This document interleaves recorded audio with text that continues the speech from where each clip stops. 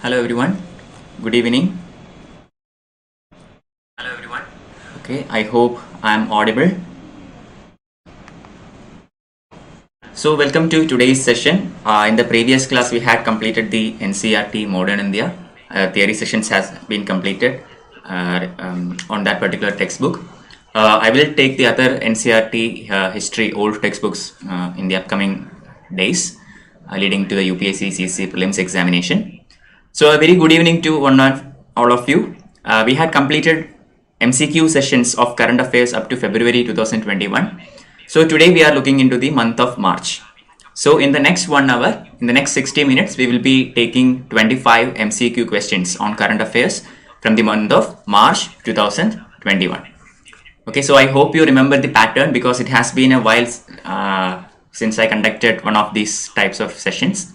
So basically I will show you the question. I will wait for some 20 to 30 seconds for you to answer it in the YouTube live chat section. And once I get a couple of answers, I will move on to explaining the correct answer, and I will give you a short note also. These slides and PDFs will be uploaded in the Telegram channel. The link is given in the upcoming slides. I will show you. You can also subscribe to it. The link is given in the description section in YouTube. Okay, so that is it. Welcome again to all of you to this MCQ session. And without any further ado, let's begin today's questions. Okay, so question number 1. Consider the following statements. Number 1, in India, the Hindu and Muslim personal laws are codified. 2, the term Hindu also includes Sikhs, Jains and Buddhists for the purpose of these laws. Select the correct answer using the codes given below. Okay, if any of you are having any clarity issues in the video, just make sure that you are viewing this at least in 360p. Okay, in the YouTube settings you can actually change it in the but using the button below your screen you can actually change it to 360p or above, and you will get proper clarity. Okay, so this is the first question. Sri Sindhil Devi, good evening. Already given me the answer 1B. Others?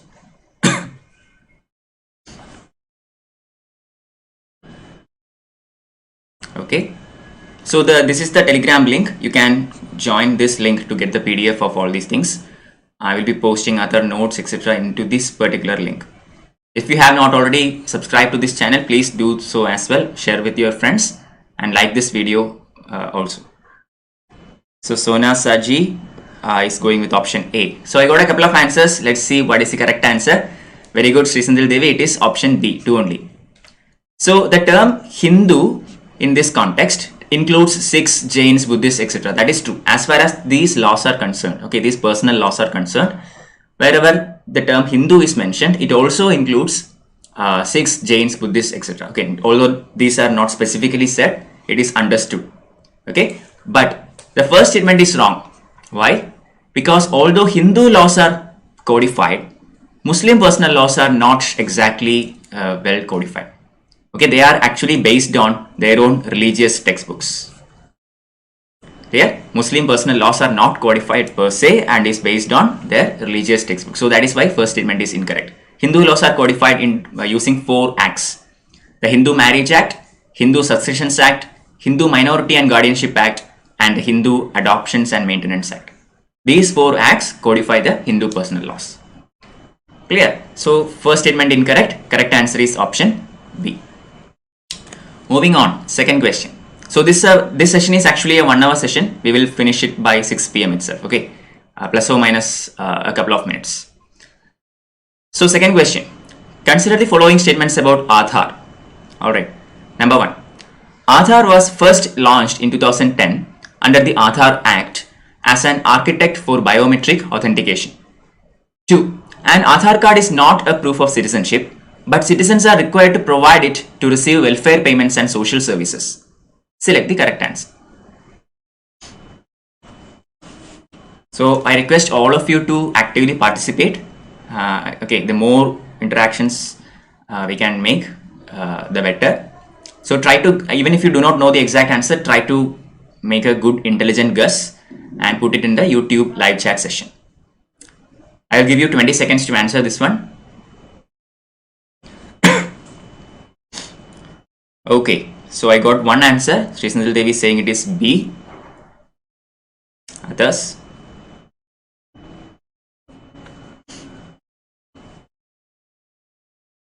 Anyone? Deepika, welcome. Deepika also going with B there. Okay, so what exactly is the answer to this question? Very good. Again, it is answer option B. Okay, so an Aadhaar card is not a proof of citizenship. Okay, this is obvious. Aadhaar is actually a proof of residence. Okay, it can never be used as a proof of citizenship. Even if you just take your Aadhaar card and look at it, it's written there itself. This is not a proof of citizenship. Clear? It is proof of residency. That's all. But citizens are required to provide it to receive welfare payments and social services. That is correct. Okay, this was actually challenged in the court, making Aadhaar mandatory for welfare payments, etc., etc. But the Supreme Court also said that this can be done. Why?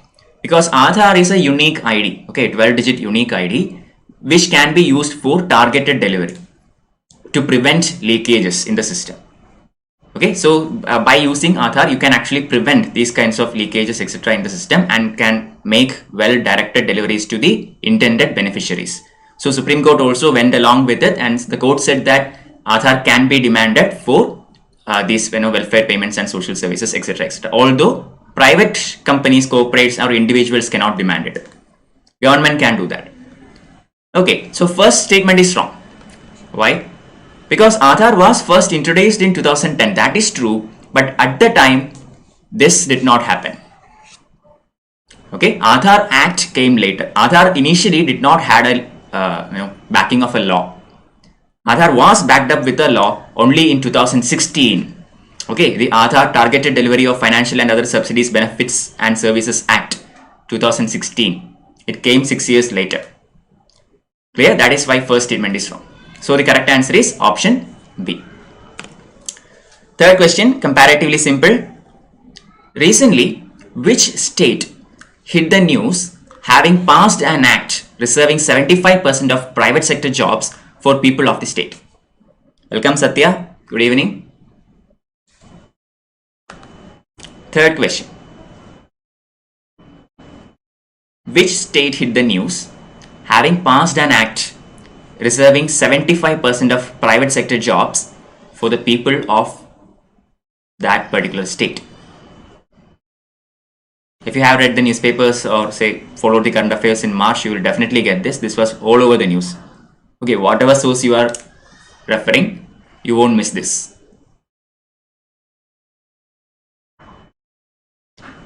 Anybody? Okay.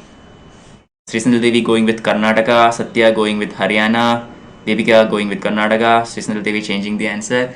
Correct answer, yes, option C, it is Haryana. Okay, I request all of you to take a piece of paper and keep your own scores. Okay, see how much you can score out of 25.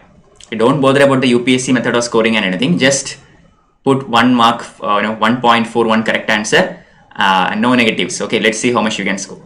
Try to do intelligent guesses. Anyway, correct answer to this question is option C, Haryana. So it's the Haryana State Employment of Local Candidates Act, which was passed in 2020. This actually gave 75% of reservation in private sector jobs for the people of that state. Because unemployment is one of the major issues that India faces. Okay, we have a huge population and we do not have that much job vacancies. So in order to provide maximum jobs to the people of that state itself, Haryana government brought out this particular act. So any organization that has at least 10 employees should, and there are certain other conditions also, please go through that, is supposed to provide 75% reservation for the residents of Haryana, people of that particular state, permanent residents of Haryana. One state had passed this act even before Haryana, and that is Andhra Pradesh. Haryana is the second state to do that. Andhra Pradesh had this for a long time. Okay, and Haryana did this very recently. So correct answer is option C. Question number 4. Very simple question. I hope all of you will get this one. World Development Report is released by which of the following organizations? Very simple, very direct question. Option A, World Bank. Option B, World Economic Forum. Option C, United Nations Development Program. Option D, International Monetary Fund. Pretty simple question. There are more people online. I request all of you to participate. Currently, I am getting answers only from 3 or 4 of you. Okay, Devika is saying it is C. Srisnal Devi also going with C. Satya also going with C. Sona Saji also going with C. Everybody going with United Nations Development Program. The correct answer is World Bank. Okay, do study the reports. Very important. It's actually the World Development Report is published by World Bank. This actually, I expected this to be a very simple question. Okay, because if you study reports, the two most important organizations we study is World Bank and IMF, also WEF, World Economic Forum. Okay, I mean almost all the reports that we study has something to do with all these three organizations. So do study what are the reports published by these three organizations very, very carefully. Okay, World Bank, IMF and WEF, very important. So correct answer is World Bank, and this report was focused on a particular concept called public intent data. This year's report. Okay, what is public intent data? It actually is a data collected with the intent of serving the public good. Okay, any data collected with the intent of serving public good is known as public intent data. So World Bank published this year's report based on this particular concept. Okay, so fifth question. Plenty of elections has been happening all around India. We saw that in the previous, past months and all. So a question regarding that. Consider the following statements about Election Commission of India's Model Code of Conduct, MCC. Statement number 1. The government bodies are not to participate in any recruitment process during the electoral process. 2. The election code in force hinders the ruling party leaders from launching new welfare programs. Select the correct answer.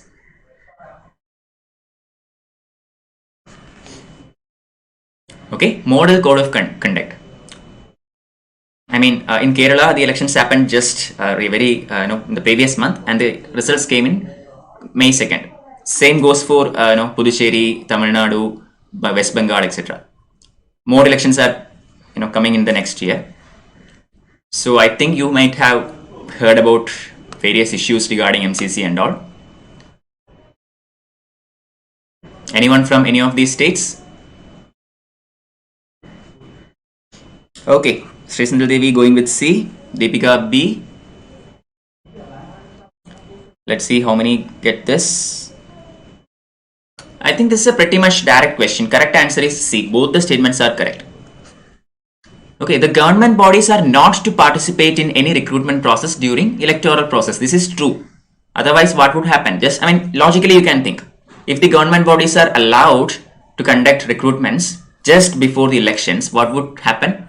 There is a very good chance that the incumbent government might try to fill all these up with the people associated with that part. Okay, that's a very high probability of that happening. So that cannot happen. Or they might actually give these jobs to people as in exchange for votes and all. I mean, such activities have happened plenty of times in history. Okay, so first statement correct. Second one, the election code in force hinders the ruling party leaders from launching new welfare programs. Also correct. Once MCC is in place, government cannot take in large, cannot bring up new large policy projects and all. Okay, government can only do very emergency stuffs and the stuff they have already announced, etc., etc. They cannot come up with something very new. They can't launch any new welfare programs because that might influence the votes. Okay, so these are very logical. There are plenty of other mandatory criteria that are to be followed during this. You can find all that in the Election Commission of India's website. Okay, the link is given here. You can check it out. Plenty of criterions are there. Just read through them once and you won't forget. Because most of them are very logical. You are also not supposed to appeal based on caste or based on religion and all these things. Okay, I think all of you know that. Very recently in the state elections, plenty of leaders got campaign bans for a couple of days because EC found that they have went against some of these codes and all. Okay, anyway, moving on. Question number 6. Consider the following statements about sandalwood spike disease. Alright, sandalwood spike disease. I don't know how many of you may have read about this. Anyway, let's see. Statement number 1. The disease is caused by bacterial parasites of plant tissues. Number 2. The disease was first reported in Kodagu in 2017. Choose the correct answer. Sandalwood spike disease. There is a chance that many of you will have absolutely no idea regarding this. It's fine, don't worry. But even then, you can, if you know some details regarding all these things, you can make guesses. That is still very much possible.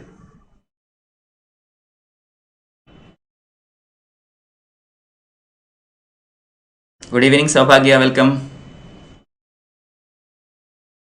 Okay, Srisandal Devi C, Deepika B, Sona A, Saubhagya A.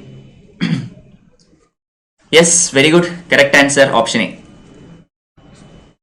Okay, what I meant by intelligent guesses is sandalwood. Okay, first of all, this is sandalwood and this is Kodagu.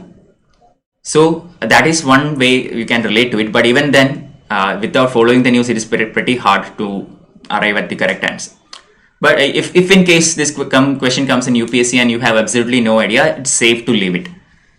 Okay, it's hard to get anything out of these statements. First statement is actually correct. The disease is caused by phytoplasma. Okay, it is actually a bacterial parasite of the plant tissues which are transmitted by insect vectors. Transmitted by insects. Okay, so it is a bacterial disease. That is true. Bacterial parasite. Second one, the disease was first reported in Kodagu. That is true. It was indeed reported in Kodagu, except Kodagu, the initial report came in 1899. I have told you, UPSC generally don't mess with years, but they mess with years only if it has such huge difference. Okay, I will when I put questions, I will never put say 1900. That's pretty difficult to answer. Here it is 1899, and if I put 1900 here, then it is a stupid question. UPSC won't put like that. But I put 2017 here, almost around 100 years difference. So that you should know. Clear? So statement 2 is incorrect. Correct answer is option A. So the disease is characterized by extreme reduction in leaf size, accompanied by stiffening and reduction of internode length.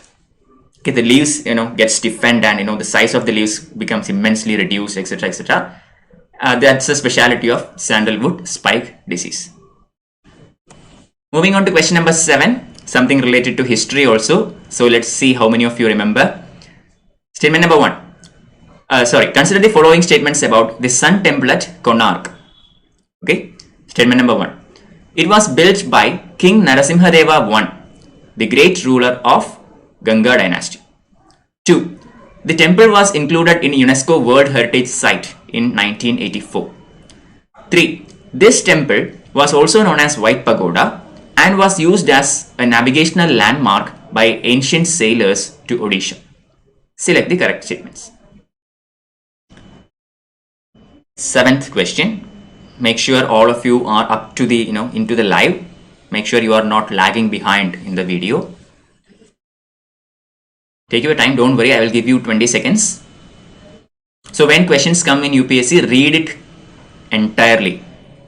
Okay, I could have actually said Sun Temple at Modhera. There is a Sun Temple at Modhera also. Okay, if I put that if that was a question, then if you don't read it properly, you might jump into answering. So make sure you read each and every word in the question and pay attention to all of them. Very important. Alright, a couple of answers so far. Deepika A, Saubhagya D. Okay. Srisandal Devi also going with D. Sona going with B. Very good. Correct answer. A. How many got it? Deepika got it. Satya also got that. Very good. So correct answer is option A. What happened? The temple was also known as White Pagoda. Have you just rethink on it? Konark Sun Temple is known as Black Pagoda, not White Pagoda. Okay, because of the color of that temple, okay, the stones and all, it is actually dark in shade. That's why it is known as Black Pagoda.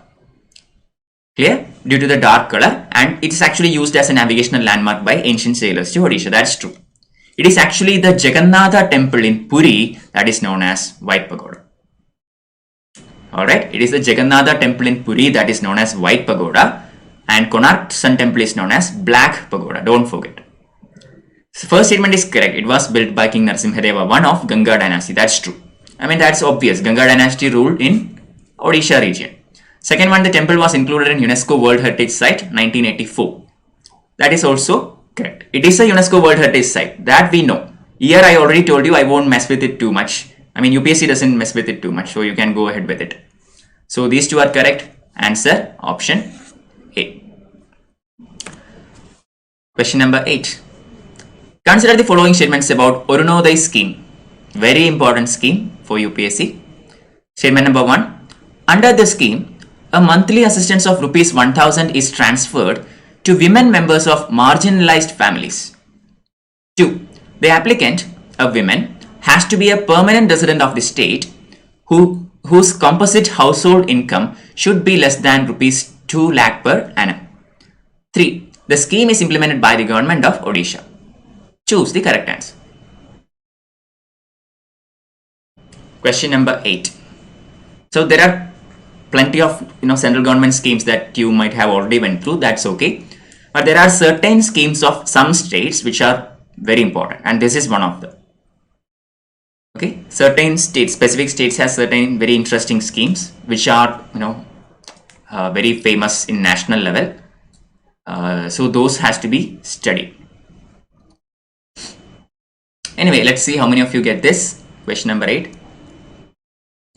Okay, Satya going with option B, 2 only.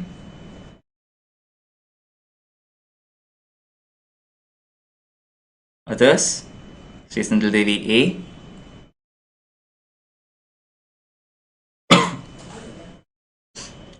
Sona also going with A. So yeah, I got some answers. So I'm moving on. Correct answer is option B. Okay, very good, Satya. Deepika going with C there. Correct answer is B, 2 only. So under this scheme, monthly assistance of rupees 850. Sorry, 830, not 850, 830. 830 is transferred to women members of marginalized families. Clear? I mean, that is very important. You have to study the amount and all. Because in the previous years, UPSC has been tricky that way. Okay, for example, a couple of years ago, there was a question on, I think PM, certain agricultural scheme and all, and even the rate was messed up by UPSC. Okay, even the percentage of amount or percentage of subsidy given, etc., were actually interchanged by UPSC and to confuse the aspirants. So you have to study these kinds of numbers very well. It is not 1000, it is actually 830 rupees given to the women members of marginalized families. Second statement is correct. This is one of the preconditions for having eligibility under this scheme. That is, that person, that woman should be a permanent resident of the state whose composite household income should not be more than 2 lakh per annum. It should be less than that. Okay, so the scheme is implemented by the government of Assam, not Odisha. It is actually implemented by the state government of Assam. Clear? So correct answer is option B, 2 only. Ninth question. Which among the following country has launched the virus passport? Okay, due to the COVID situation and all, plenty of new kinds of passports related to these scenarios has come up. So this is actually the name of a particular passport issued by a particular country. Which country brought forth this passport? Option A, India. Option B, United States of America. Option C, China. Option D, Australia. Okay, Satya saying it is C. Saubhagya going with the same answer. Virus passport. Plenty of countries has launched corona related passports, okay, under different names. So this one is related to what? So far 2 answers. Others?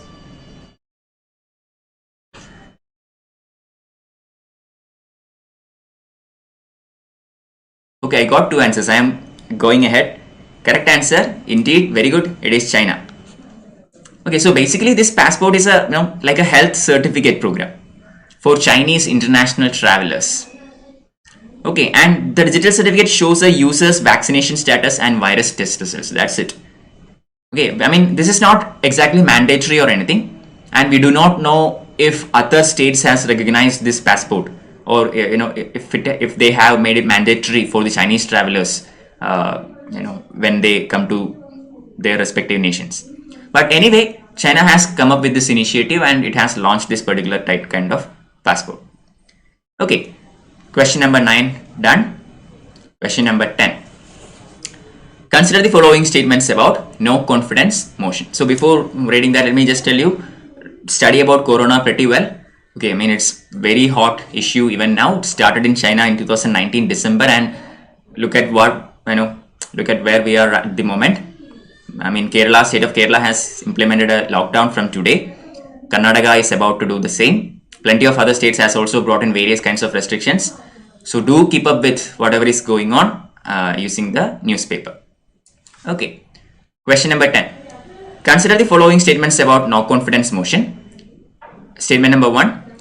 The motion of no confidence is read by the speaker within the house and asks all those favoring the motion to rise. 2. There should be a minimum of 50 members to accept the motion. If not, the motion is failed.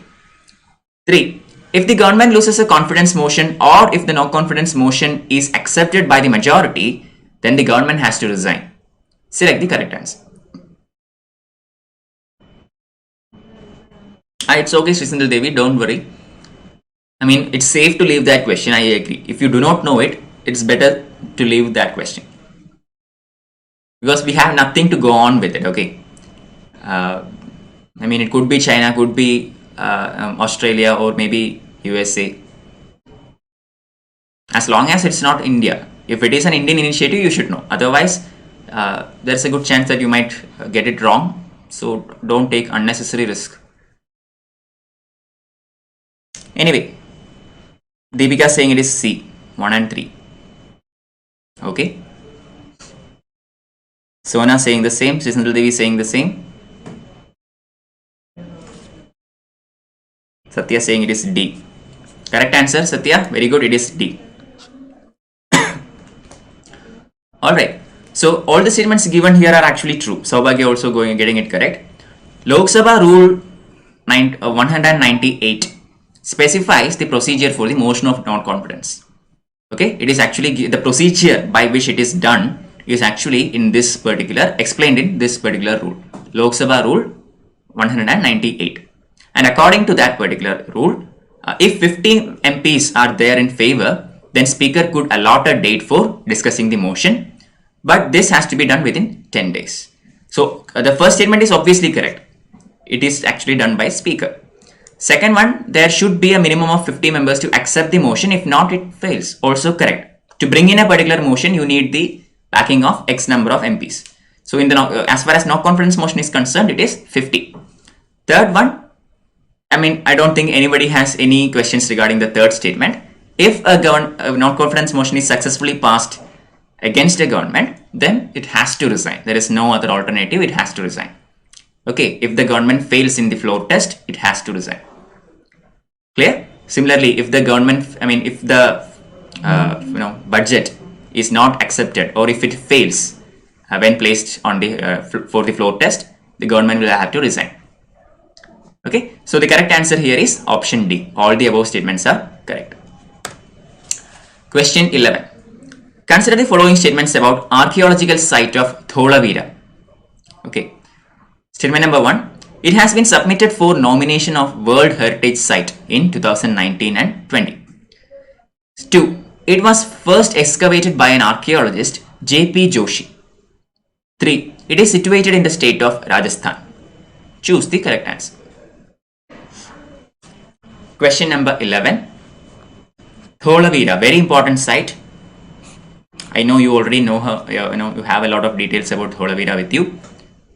Now, water harvesting system, etc., are associated with Dholavira. I think you remember all that, things about Harappan cities. Let's see. Anyway, Deepika going with option A, 1 and 2.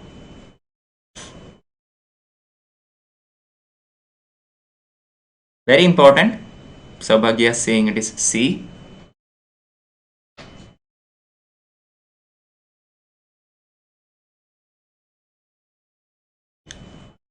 Okay, so a couple of answers so far. Moving ahead, I think. Correct answer is, shall I show the answer? Okay, Sona saying it is A, 1 and 2. Alright, I think I will show you the answer now. It is indeed 1 and 2. Sona got it right in the last minute. Satya also getting it. Very good. It is option A. So why did I put this question now? What is so important about Dholavira? This is a current affairs session. Okay, then I will definitely not be taking questions from history static portions. But Dholavira has been in the news recently. Why? Because of statement number 1. It has been submitted for the nomination of World Heritage Site in 2019-20. That is the reason why Dholavira is in the news. So statement number 1 is correct. If you have read about Dholavira in newspapers, you will definitely get statement number 1. No doubts. Second one is, it is first excavated by the archaeologist J.P. Joshi. No, tricky. You may not know this exactly. If you have read about it, you will know it is correct. But assume that even you do not know if it is correct. We know statement number 1 is true. So this option is already out. Okay, option C is gone. We do not know about statement 2. Clear? Now let's look at statement number 3. It is situated in the state of Rajasthan. Anybody who has studied about Dholavira or even remembers the slightest thing about Dholavira from your ancient India textbook knows that Dholavira is in the state of Gujarat. Okay? It is in the state of Gujarat. So statement number 3 obviously wrong. So if 3 is also eliminated, it's gone, it's between this and this. It is a 50-50 choice. Okay, so if you can eliminate at least 2 statements and if you can get, 2 options and get a 50-50, then go for it. Okay, don't hold back, go for it. You have that chance, take it. Okay, unless you are already confident that you will get a score that is above the expected prelims cutoff. Otherwise, go for it. Okay, so here the correct answer is option A. Actually, this particular site, Dholavira, is located on the Tropic of Cancer.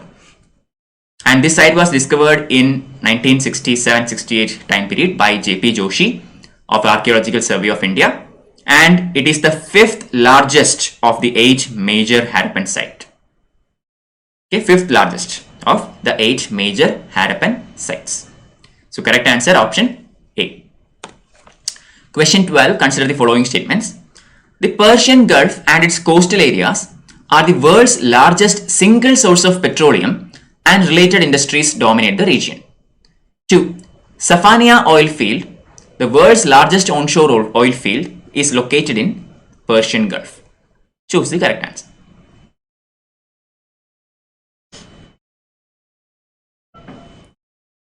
Okay, many of you got the previous answer correct. Very good. Question number 12 now. A question from your energy sector.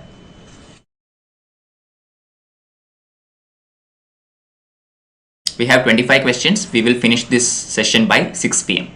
Okay. Please like this video and now share it with your friends and all. Okay. Okay. So Srisnil Devi saying it is A, one only.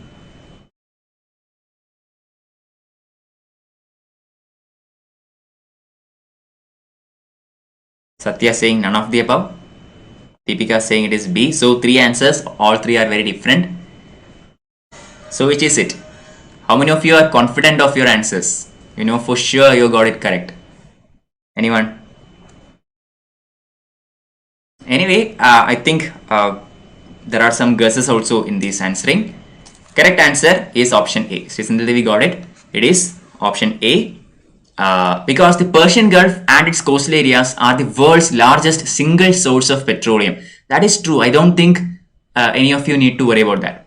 Whenever we speak about crude oil or anything regarding petroleum, we always talk about the Middle Eastern region. So the Persian Gulf, that is the area, major area. Okay, that is obvious. So statement number 1 is true. 2 is a very factual statement. If you know it, you know it. Otherwise, no. Safania oil field.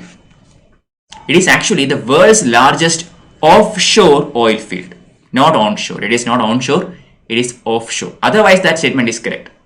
Safania oil field is the world's largest offshore oil field which is located in Persian Gulf. The largest onshore oil field is actually the Khawar field in Saudi Arabia.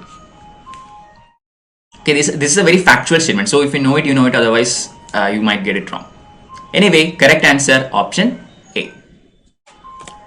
13. Consider the following statements about Indus Water Treaty, IWT. Okay, I think you all have heard about this treaty. You have read about this plenty. Let's see how many of you remember about this particular treaty. Statement number 1. IWT was signed in 1960 between India and Pakistan and was brokered by Britain. 2. All the water of the eastern rivers, Satluj, Beas and Ravi, is allocated to India and is for unrestricted use. Select the correct statements. 13th question. Read the statements carefully and answer. Okay, whenever you study about India and Pakistan, there are plenty of areas that you should look into. Okay, whenever Pakistan, we had terrorist attacks and all, there are X number of ways in which India replies. Okay, we have airstrike, we have surgical strike, we talk about Indus Water Treaty, we talk about most favored nation MFN status. Okay, we talk about the Kartarpur corridor. Okay, so all these are diplomatic and military ways by which India deals with all these things. So have an idea about all these things. Alright. So question 13. So far only one answer, option A. Others. The reason why this is in the news is because recently India and Pakistan has started talking about the 116th round of talks regarding IWT. Okay, since the previous attacks, terrorist attacks, IWT talks never happened, but very recently the diplomats has taken a fresh start to it. That is why it came in the news. Okay, so Sri Satya Pandey saying D, Saubhagya saying A, Sri Sundaradevi also saying A. Alright, let's see the answer. It is B. So first point for me, it is option B. Indus Water Treaty was not brokered by Britain. Why would Britain broker the Indus Water Treaty? This is 1960. If this was pre-independence, then yes. Okay, this is 1960. So Britain is, India is still a part of Commonwealth, but that's all. Look at, it is actually brokered by the World Bank. World Bank brokered the Indus Water Treaty between India and Pakistan.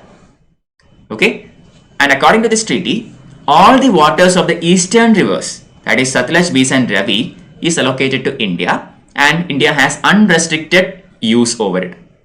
All the western rivers of Indus, for example, Indus, Jhelum and Chenab, these three rivers, okay, are actually allotted to Pakistan.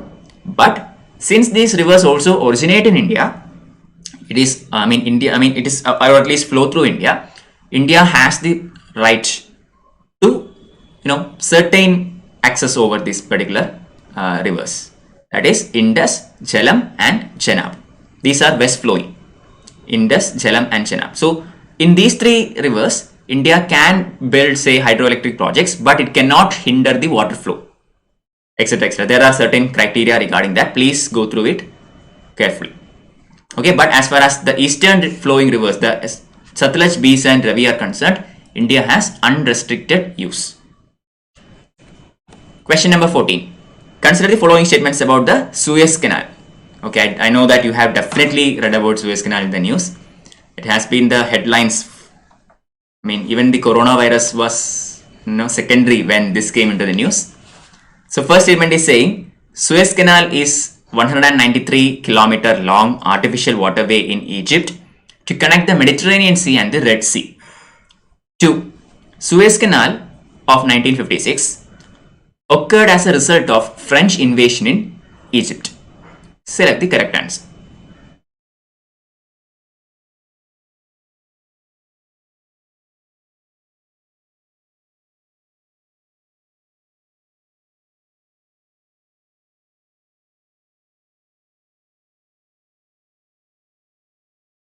Okay.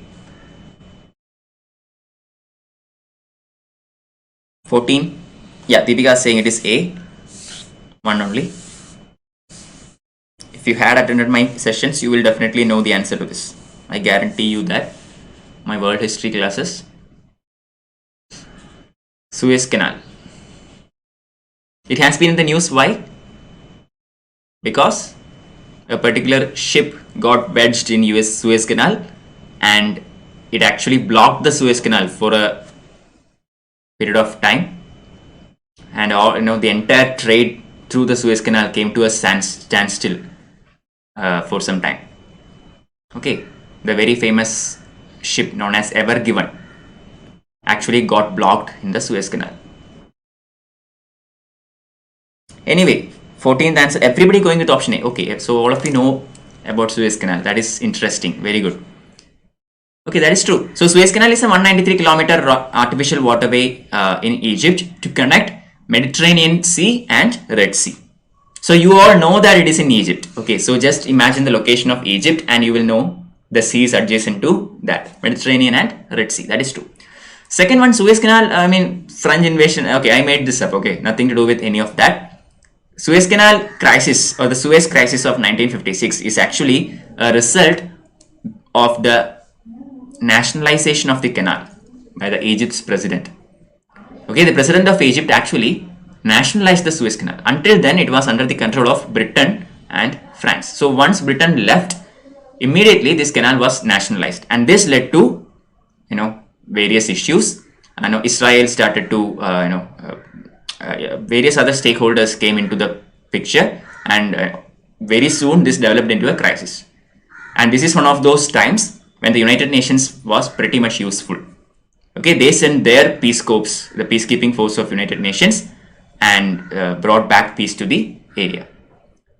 Clear, there are plenty of occasions in history when UN succeeded in its activities, and plenty of other issues where UN actually failed. This is one issue where UN succeeded. So answer is option A. Question 15. Consider the following statements about capital gains tax. So a question from economics. Option A. Statement number 1. Capital gains tax is a tax on growth of value of investments incurred when individuals and corporations sell those investments. 2. The tax doesn't apply to unsold investments. 3. Capital gains treatment only applies to capital assets. Choose the correct answer.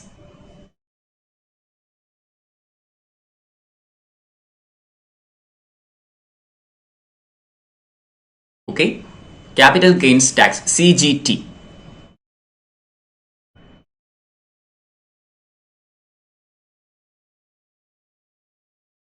Fifteenth question.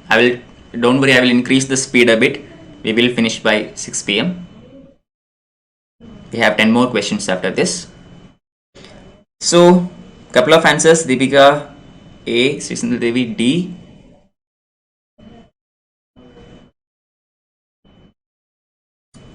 So, what is the answer? This is a strictly economic question. Okay, capital gains tax has been in the newspaper. I mean, it comes in the newspaper very occasionally, but the statements given here are pretty much static. Correct answer is all the statements are true. Okay, CGT is a tax on the growth of value of investments incurred when the individuals or corporations sell their investments. Growth of value of investments. Okay, the tax doesn't apply to unsold investments. That is true. Only when it is sold does the CGT comes into play.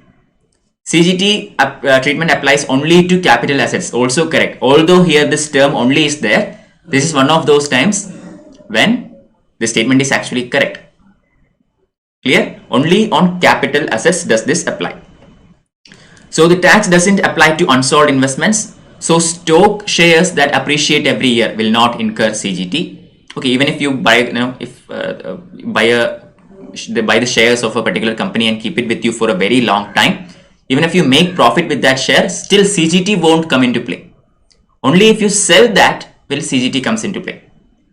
Similarly, capital gains treatment only applies to capital assets such as stocks, bonds, jewelry, coin collections, real estate, etc. etc. Clear? It does not apply to revenue assets. So correct answer is option D. 16. Consider the following statements about National River Linking Project, NRLP. It has been in the news, very occasionally. Statement number 1. The idea of interlinking of the rivers was first proposed by Sir Arthur Cotton in 1850s. 2. A total of 30 river links were identified under NRLP, formerly known as National Perspective Plan. Choose the correct statements. 16th question. National River Linking Project. I think you all know about this, what this means and all.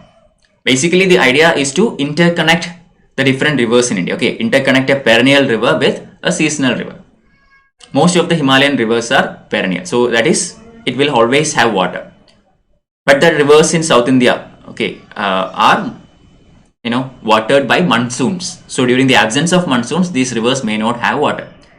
So if you can interlink one perennial river with this seasonal river, then you can sustain the water flow throughout the year. That is the basic idea. Okay, National River Linking Project. So 16th, Deepika C, Satya, okay, everybody C so far. Satya saying it is B, everybody else going with C. Correct answer C.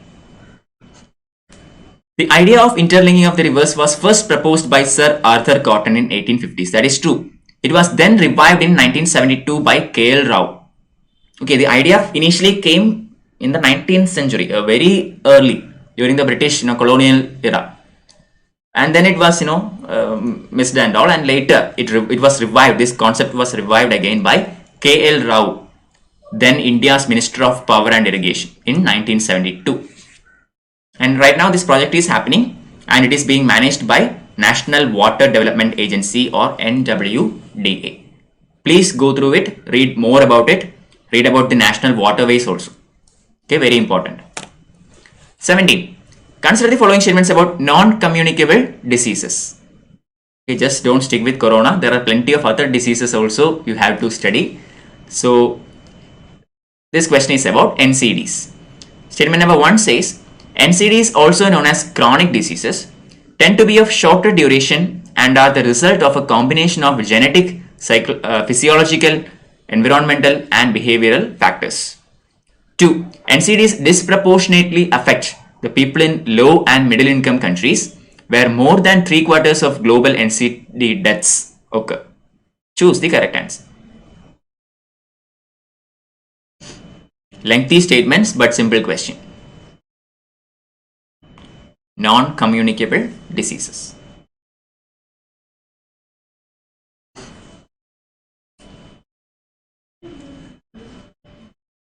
Okay, Sri Sindhil Devi going with option B. Anybody else?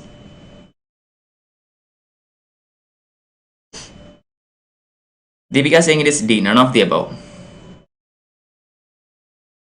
Sona saying C. Okay, what is the answer? It is B, 2 only. I think this could have been guessed. Okay, Satya also guessed it correct. Saubhagya got it wrong. Actually, this could have been guessed. Thing is, this is non-communicable diseases. Okay, it's not a communicable disease. So, no, it's not like contagious or anything. So, NCDs, also known as chronic diseases, tend to be of shorter duration. Okay, it says shorter duration. And are the result of combination of genetic, physiological, environmental and behavioral factors. Think about it. The diseases that are of genetic nature or physiological nature or environmental or behavioral factors, Are these diseases shorter in duration? These diseases will not go away for a very long time compared to other diseases. If you have, say, a particular flu or anything, or say fever, etc., etc., you get treated to that disease and it goes away. But genetic diseases or behavioral diseases, these tend to have a very long duration. You have to eventually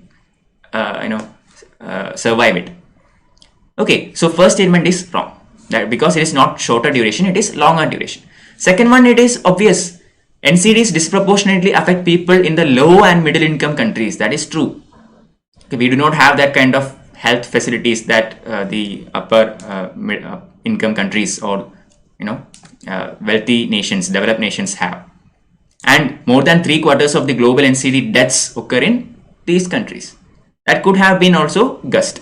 So correct answer is option B. So examples of such NCDs include cancer, chronic respiratory diseases, diabetes. Okay, these are all habitual diseases, behavioral diseases. Okay, or say genetic disease or environmental disease. So they have a longer duration.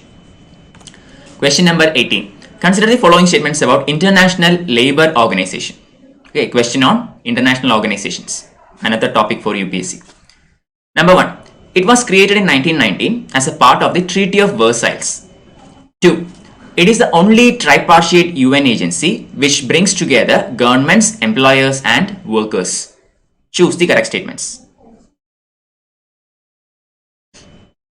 Okay, International Labour Organization.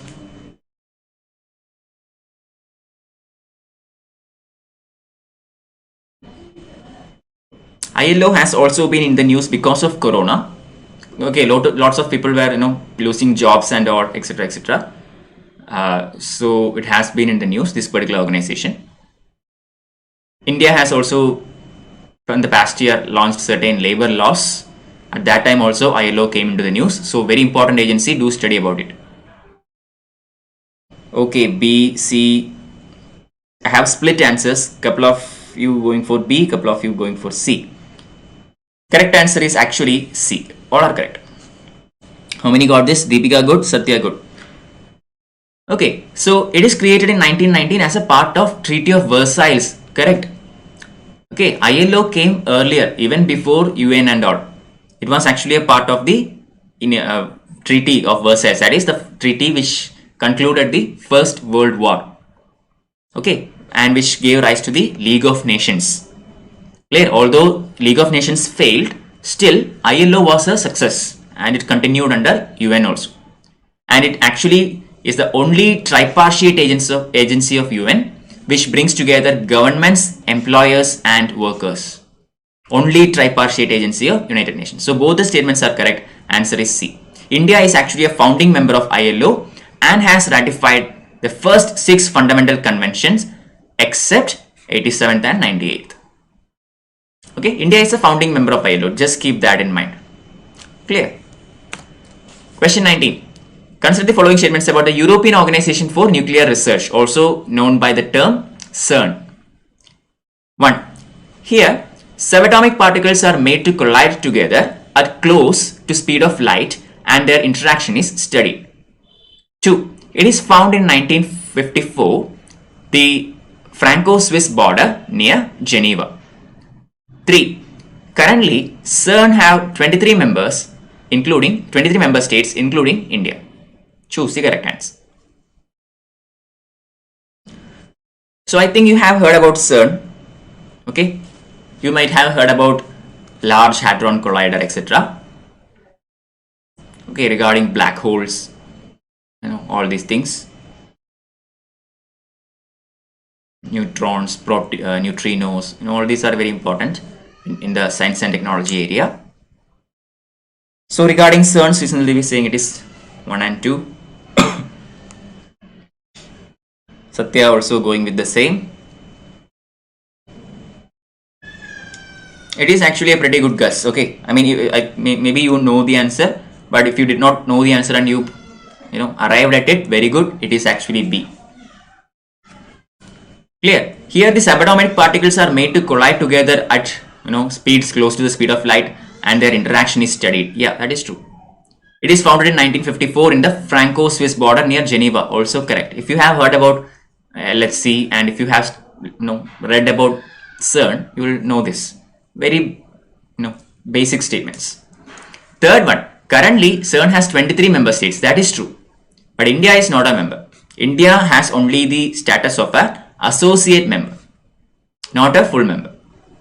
Clear? And similarly, Japan, Russian Federation, United States of America, European Union and UNESCO have the observer status.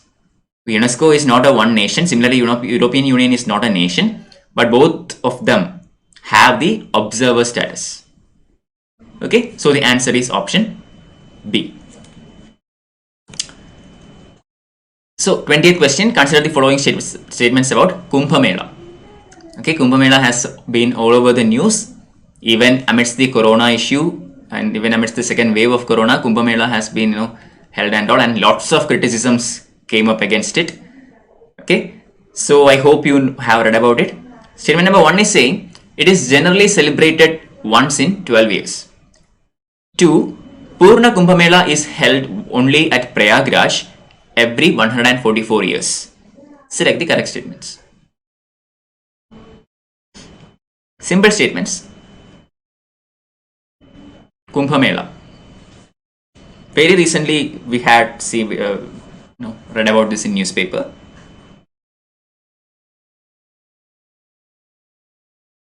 Very highly criticized gathering. Deepika saying it is B, 2 only. Others? Waiting for one more answer and then I will move ahead. Satya saying C. Both are correct. Okay. So the correct answer to this question, Saubhagya also did not get it. It is A. Nobody got it. Another point for me. It is A. Okay. Generally, it is celebrated once in 12 years. This is true. Again, generally, these kinds of words are very helpful in answering. Okay, very vague term, and this is true. Generally, it is conducted once in 12 years. It happens actually once every 3 years in 4 different places. Okay, but when it comes again in the same place, it's only after 12 years. So, in generally we say that Kumbh Mela happens once in 12 years. Clear? That is true. Second one, Purna Kumbh Mela is held once in every 144 years at Prayagraj. No, it is actually the Maha Kumbh Mela. Okay, Maha Kumbh Mela held only at Prayagraj every 144 years. That is after 12 Purna Kumbh Mela. Okay, Purna Kumbh Mela happens once in 12 years. We have Artha Kumbh Mela, etc., etc. So Purna Kumbh Mela is once in 12 years, and when 12 such Kumbh Melas are held, that is after 144 years, you will have Maha Kumbh Mela, and that is held only at Prayagraj. Other areas where Kumbh Mela is held include Prayagraj, Haridwar, Ujjain and Nashik. Prayagraj, the confluence of 3 rivers, Ganga, Yamuna and Saraswati. Okay, similar, and then Haridwar on the banks of river Ganges, Ujjain on the banks of Shipra river, and in Nashik in the banks of Godavari river. Okay, so we have plenty of different types of Kumbh Melas and all, but in general this happens once in 12 years. So correct answer is option A. 21st question, the term event horizon is associated with which among the following? Option A, artificial intelligence. Option B, black hole. Option C, cryptocurrency. Option D, Raman effect. 21. Srisindra Devi saying it is black hole. Others? Event horizon. Sona also going C with option B. Deepika also going with B. Okay, everybody going with option B there. Okay, yeah, very good. It is indeed option B. If you need to know more about this event horizon, just watch the movie Interstellar of Christopher Nolan. I think many of you might have already watched that film. If otherwise, you could watch it, and there is a very beautiful demonstration of event horizon in that film. But anyway, what exactly is this event horizon? Event horizon is the threshold around the black hole where the escape velocity surpasses the speed of light. Okay, threshold around the black hole where the escape velocity surpasses the speed of light. What does this mean? I mean, the fastest moving particle in the universe is actually the speed of light is considered as the fastest theoretically possible or at least practically done speed or practically achieved speed. Okay, that is the speed of light. So what happens is inside this, okay, this is actually, if this is a black hole and if you say this is the event horizon, or say if this particular ring is the event horizon, then this is actually the threshold where escape velocity is more than speed of light. Escape velocity is the velocity that is required for an object to escape the gravitational pull of a particular body. So say in as far as Earth is concerned, the rockets can go out of Earth into the space because they achieve a velocity that is greater than the escape velocity, or say it is at least equal to the escape velocity. But here what happens is the escape velocity is greater than the speed of light. So which means it is theoretically impossible to escape out from a black hole. If you get into a black hole, you are there forever. There is no way out of it. Okay, so that is the idea. Correct answer option B. Question 22.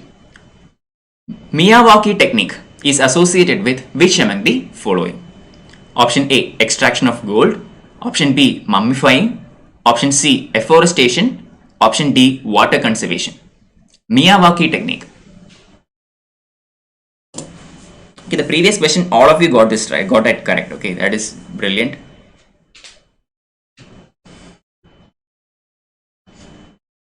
Two answers, and yeah, since I got a couple of answers quickly, I am moving ahead. We are already past 6 p.m. Correct answer is afforestation. Very good. Alright, so it is an afforestation method based on the work of the Japanese botanist Akira Miyawaki in the 1980s. Basically, the technique compresses the layers of a forest, that is shrubs, trees, canopies, etc., on a small plot of land, turning them into tiny forests. So you can have a well-defined forest in the midst of a city, and this can act as a island which can bring down the heat, the concrete heat, etc., etc. Okay, so this is an excellent technique. This will have more biodiversity than a forest which is made into being using the usual techniques. This forest is much denser, okay, more productive, etc., etc. So read about this particular technique. Very, very important, all over the news. 23rd, consider the following statements about the Earth Hour. Number 1, organized by World Wide Fund, the 1 hour lights out event is held worldwide towards the end of December. 2, it started as a light out event in Finland in 2007. Select the correct statements. We have only 2 more questions after this. Don't worry, I will finish it very soon. 23rd question. We have all observed Earth Hour, right? 1 hour between 8:30 and 9:30 on a particular day, we switch off all the lights and all to contribute to the energy saving. So Saubhagya and Deepika going with C, Sona C, Srisindal Devi going with B. So another point for the quiz master, that is option D. Alright, it is actually organized by World Wide Fund, that is true, and it is a 1 hour lights out event between 8:30 and 9:30, except it is not at the end of December, it is at the end of March. Okay, you should have a basic idea when it is celebrated. Okay, if you say Christmas is celebrated in June, I mean, it's saying exactly the same thing here. Earth Hour is actually observed in March, not December, towards the end of March. It started as a light out event not in Finland, it started in Australia, Sydney. Okay, the city of Sydney in Australia it started, and later it was taken up on a global scale, and it is currently observed in almost all the countries globally. Question 24, penultimate question for the day. Consider the following statements. Number 1, Savanna elephant is classified as critically endangered by IUCN. 2, elephants have the longest gestation period of all mammals. Choose the correct answer. We have only 1 more question after this. I will upload the entire PPT in the PDF format in my Telegram channel. The link is given here. It is also given underneath in the YouTube description section. You can follow me in that channel in Telegram. Okay. So if you have any queries or anything, you can also ask me. How to reach me by my contact number, etc. are also given in this Telegram channel. Okay. So 24th question, C and B are the answers, and okay, B is the correct answer. Satya and Sri Sundar Devi got that. Very good. So I think you have read the critically endangered list. Okay. So Savanna elephant is actually not critically endangered. It is actually only endangered. Okay. Second one is correct. Elephants have the longest gestation period of all mammals. It is around 22 months. Humans, gestation period for human beings is like 10 months, right? Similarly, every mammal has its own gestation period. Elephants have the longest of all. It's somewhere around 22 months. And IUCN has categorized the Savanna elephant as endangered, and the much smaller, lighter forest elephant as critically endangered. Okay, so forest elephant is critically endangered and Savanna elephant is endangered. Clear? Both of these comes under the major category of African elephants. Okay, so the answer is option B. Final question for the day. Consider the following statements about Ayya Vaikunta Swamigal. Okay, recent personalities in news, another favorite topic of UPSC. So Ayya Vaikunta Swamigal. Number 1. He was a thinker and social reformer in the princely kingdom of Travancore. 2. He founded the Samatva Samajam, one of the first socio-reform movements. 3. He gave the call for one caste, one religion, one God for mankind. Select the correct statements. Final question for the day. How many will get this? Let's see. If you are okay with it, do share your scores. I think many of you have scored pretty well in today's session. You can put it in the YouTube chat section itself or in the YouTube public comment section after this video ends. Please leave back your comments, okay, in the public comment section after this video ends. Anyway, 25th question, I am getting B and A as the answers. So correct answer is actually, I'm sorry, this is wrong. Correct answer is option A. Okay, 1 and 2 only. This the answer marked here is wrong. 1 and 3 is not the answer. Correct answer is option A, 1 and 2 only. So the famous call given by Ayya Vaikunta Swamigal is one caste, one religion, one clan, one world, one God. Okay, he was a social reformer indeed in the state princely kingdom of Travancore, that is southern Kerala. My residence. Okay, I am from Trivandrum, which is the previous Travancore. So he criticized idol worship, caste discrimination, and practice of untouchability. So he was a social reformer very much. He founded the Samatva Samajam, one of the first or the earliest social reform movements in India. And who gave the call one caste, one religion, and one God for mankind?